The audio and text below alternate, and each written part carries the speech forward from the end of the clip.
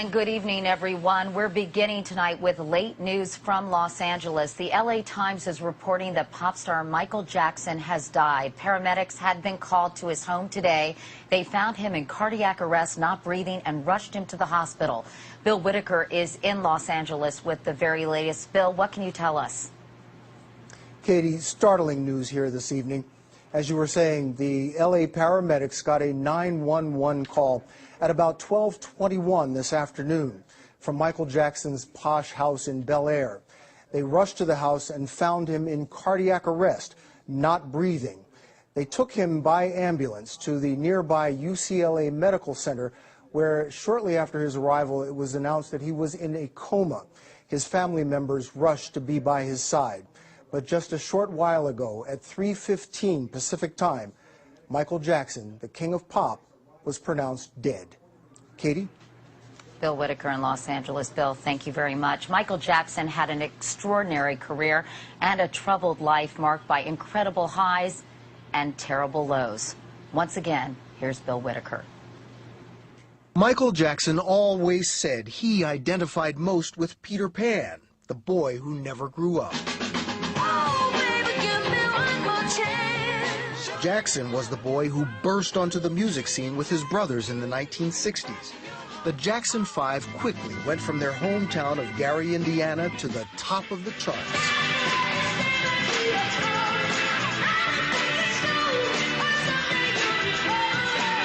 By about age 11, he was the most popular member, but he left the group in his 20s to moonwalk his way to superstardom, becoming one of the most popular people on the planet.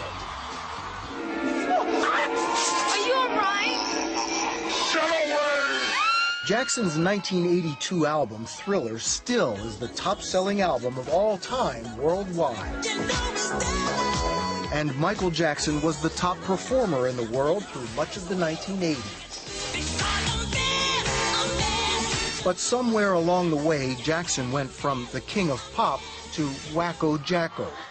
Some say it started with an accident during the filming of a TV commercial that burned his scalp severely and led to a dependence on prescription painkillers.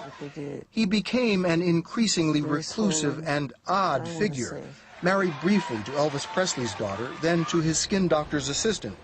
A father of 3, despite ongoing speculation that they could not be his natural children. He sparked one of his many scandals when he dangled one of the children over a balcony, causing concern of his parenting skills. All of those scandals paled to the ongoing suspicion of child abuse. He paid one boy more than $20 million to make his allegations go away. But it happened again one day in November 2003. Within a very short period of time, there will be charges filed against Mr. Jackson. Multiple counts. The charges stemmed from this documentary in which Jackson stated again his belief that having young boys in his bed was completely natural. It's very right. It's very loving. That's what the world needs now. Much of the world saw it differently. Jackson was arrested, handcuffed, booked, and eventually stood trial. The court case was a surreal spectacle befitting Jackson's bizarre way of life, including dancing on top of SUVs, pajamas worn to court, and a string of celebrities walking in and out of the courthouse in Santa Maria, California. Please keep an open mind and let me have my day in court. But the inconsistent testimony from the boy and his family members, including a truly bizarre 5 days on the stand from the boy's mother, convinced the jury Jackson was not guilty. Still, the acquittal never completely put to rest the questions surrounding Michael Jackson. A curious figure who leaves behind a legacy of staggering musical genius and stunningly bad judgment. A master of memorable performances and a man whose real life remains a mystery. Michael Jackson also leaves legions of fans with an ongoing fascination with the one-time, and some would say forever, king of pop.